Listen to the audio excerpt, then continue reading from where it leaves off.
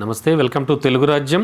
ఇవాళ మనతో పాటు పొలిటికల్ అనలిస్ట్ కేఎస్ ప్రసాద్ గారు ఉన్నారు. సార్తో మాట్లాడదాం. సార్ నమస్తే. నమస్తే అండి. సార్, జగన్ గారు చేసిన ఒక ట్వీట్ చాలా ప్రకంపన లేపింది. సోషల్ మీడియా మొత్తం అతలాకుతలమైందని చెప్పాలి.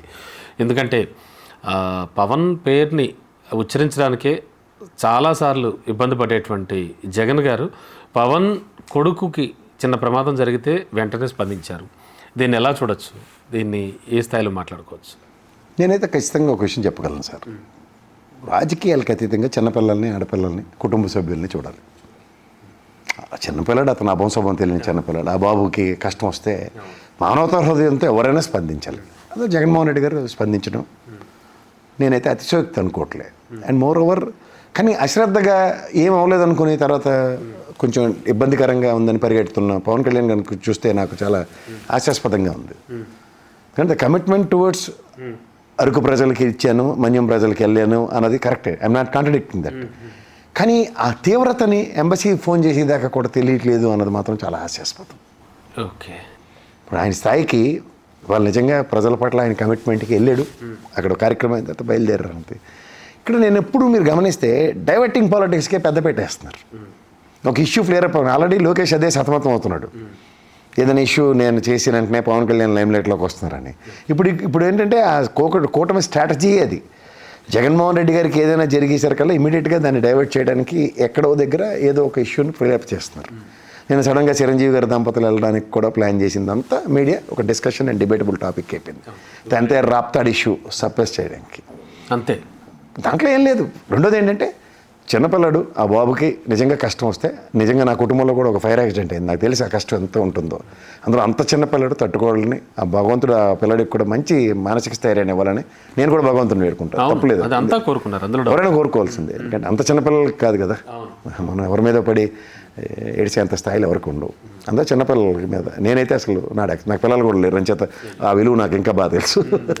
Yes sir. అంటే ఓవరాల్గా చూస్తే కనుక ఒక ఇష్యూని డైవర్ట్ చేయడానికి మరో ఇష్యూని లేపడం అనేది అంటే ఇప్పుడు జరిగినవి అలాగే అనుకోవచ్చా? అండ్ మోర్ ఓవర్ మరొక ముఖ్యమైన విషయం ఏంటంటే ప్రధానమంత్రి స్థాయిలో కూడా ఎంబసీ కూడా వెంటనే కదిలి ఫోన్లు చేయడం చాలా అంటే అంత హైప్ క్రియేట్ చేయడం కరెక్టే. జరిగిన ఇష్యూ చిన్నపిల్లాడిదే కాదంటలేదు, అందరూ కూడా బాధపడే అంశమే.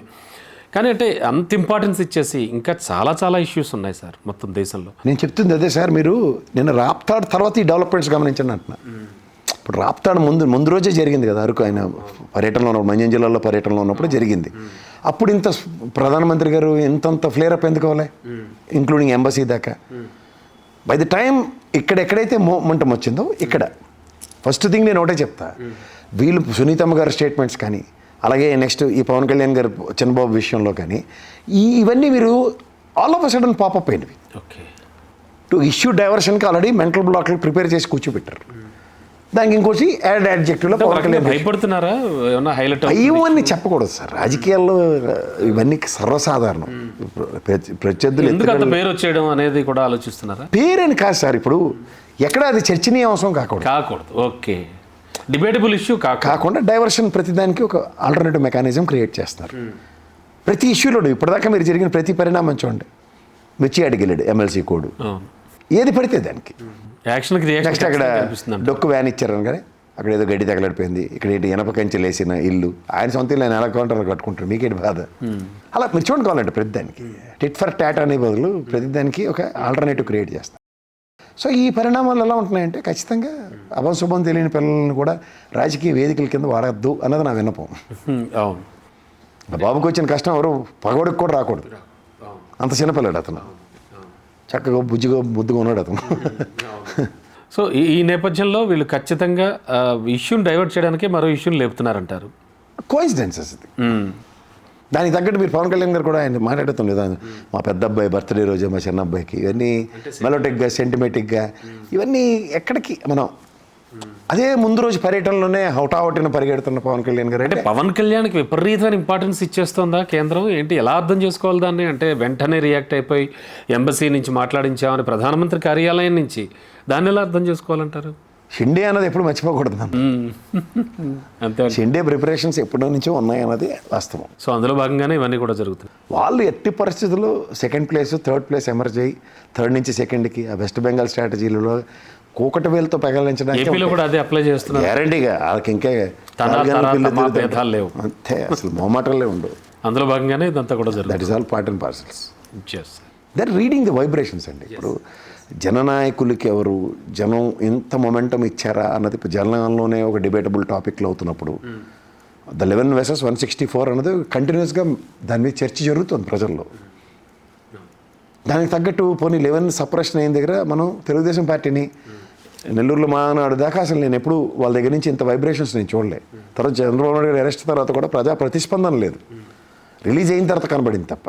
అప్పటికి ఎలక్షన్ మూమెంట్ ఇవన్నీ కొంచెం స్టార్ట్ అయ్యాయి కాబట్టి ఏమో, కానీ ఆశావాదులు బయటకు వచ్చాడు కాబట్టి మళ్ళీ మన కథ వేరు అన్నది దగ్గర భజన కార్యక్రమం కనబడింది తప్ప ఇలా బయటికి బై ద మూమెంట్ ఈ స్టెప్స్ అవుట్ ఎంత వైబ్రేషన్స్ ఎక్కడ కనబడలేదు అప్పుడు. ఇప్పుడు కనబడుతున్నాయి. కనబడినప్పుడు ఏంటి, ఈ ఇంటెలిజెన్స్ కాదు కదా. అంటే పవన్ కళ్యాణ్ గారికి కూడా చూపిస్తున్నారు, మేము నిన్ను ఇంత కేర్ తీసుకుంటున్నాం, వ్యవహారం ఇలా ఉంది నీతో మాకు అని.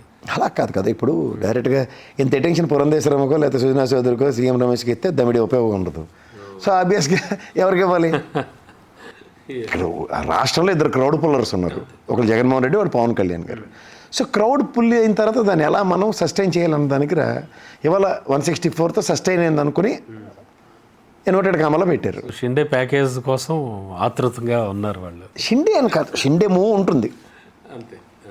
ఆ షిండే మూవ్ రేపు క్యాబినెట్ ఎక్స్పాన్షన్స్, సముచిత స్థానంలో ఎవరెవరికి వస్తాయి, ఎందుకు వస్తాయి, ఎలా వస్తాయి, ఇవన్నిటి మీద కొన్ని క్యాలిక్యులేషన్స్ ఉంటాయి. 26 దగ్గరలోనే ఉంది. Sir thank you sir, thank you sir. Hello, Telugu రాజ్యం ఛానల్ చూస్తున్నారా?